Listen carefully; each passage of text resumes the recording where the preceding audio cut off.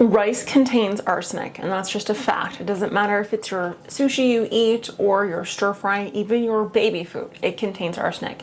And the shocking reason for why has nothing to do with what farmers are adding to the soil, but rather the rice's ability to pull arsenic out of the soil, and why no matter what the farmers try to do, it will never be reduced. And the reason why I'm doing this video is because every so often, probably like every 3 to 5 years, there is a ton of articles that come out trying to scare people out of eating rice.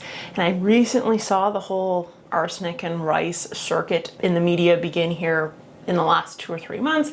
So I thought, what a better way to actually educate people on what exactly is going on here, why it actually may be happening in your own garden, and how to prevent it from happening when you can.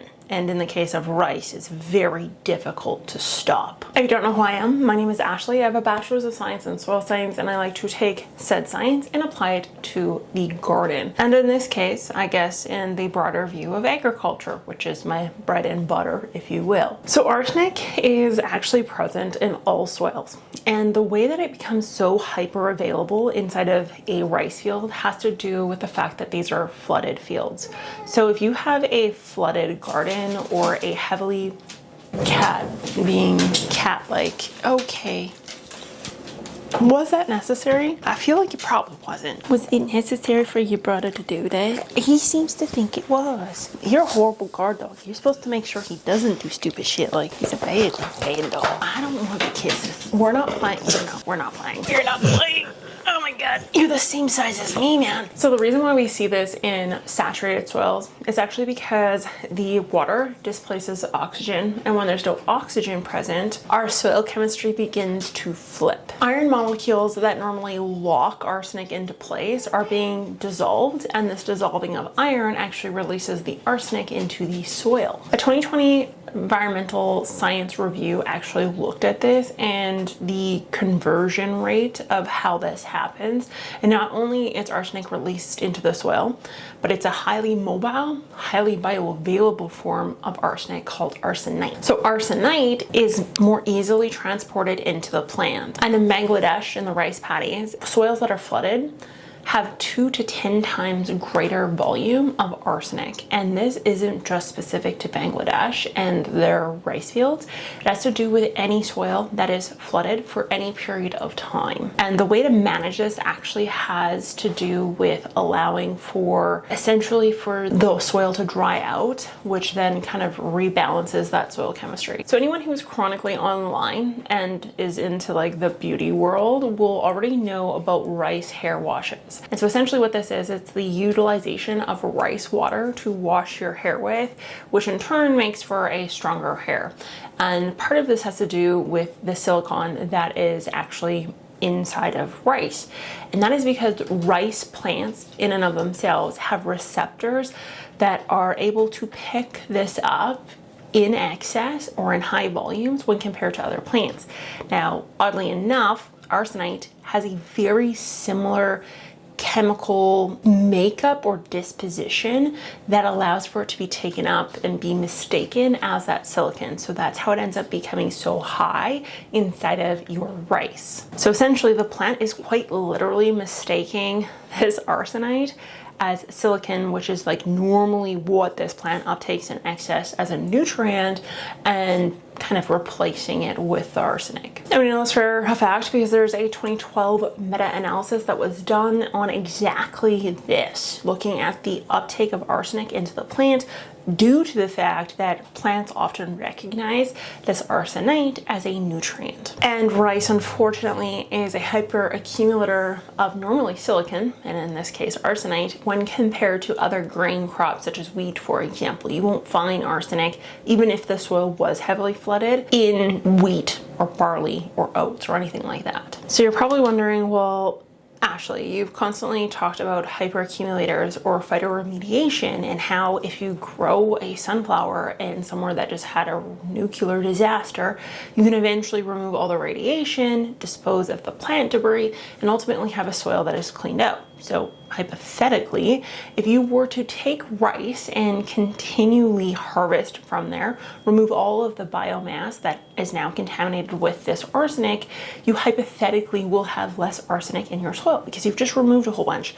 And while this is true, there are 3 reasons for why the rice we consume continues to have high levels of arsenic, and why there is no reason to presume in the near future that this is going to change. So number 1 is the crop residues themselves. You would have to change the agricultural dynamics in these areas that normally have rice paddies. It is common practice to take everything but the grain and actually till it back into the soil for fertility. So whatever's left in the actual biomass outside of the seeds themselves, the rice grains that you consume, are actually put back into the soil. So a large part of the plant containing arsenic, because it's not just solely located in the grains of rice, it's located in the plant as a whole, end up back into the circulation. Reason number 2 is irrigation water. So these rice paddies are not naturally high in water content. They're not naturally constantly flooded fields.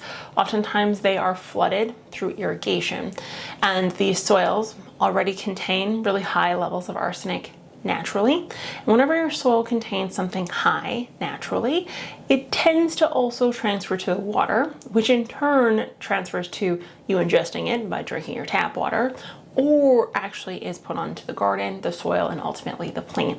So that's probably the second reason for why we will continue to see high levels of arsenic, just based on where a bulk of where this stuff is coming from. If we are constantly adding or just continuing to cycle the same arsenic via the just depositing of the plant debris, we have the third reason, and that is just very simply the soil redox cycle. So the idea here is that we put the rice on, we harvest it, we flood it, we harvest it, and so we're constantly in this cycle where the arsenic is locked into position because we've dried the soil out.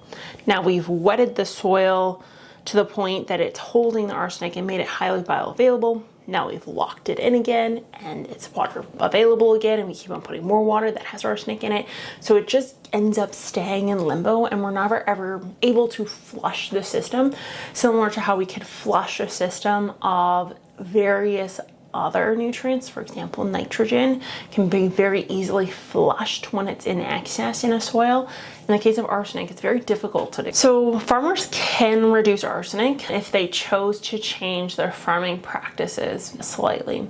So the way that you would do this is actually via alternating between wetting and drying. So the idea here is to flood the fields and then drain them, rather than continually keeping them flooded, which is currently the common practice. So FAO looked at this in around 2018, and they did determine that if we were to do this wetting drying cycle, that we could reduce the arsenic within the soil that is bioavailable, so arsenite in the soil, by up to 50% if we chose to go for the wetting and the drying alteration. But this can cause issues because it actually can increase the uptake of cadmium, unfortunately, if we choose to go the latter route, particularly again because of the soil chemistry and the nature of where this rice is being drawn from. So if you want any takeaways that you can use to go home with, because you're obviously not going to be able to change the rice paddies of Bangladesh and the Philippines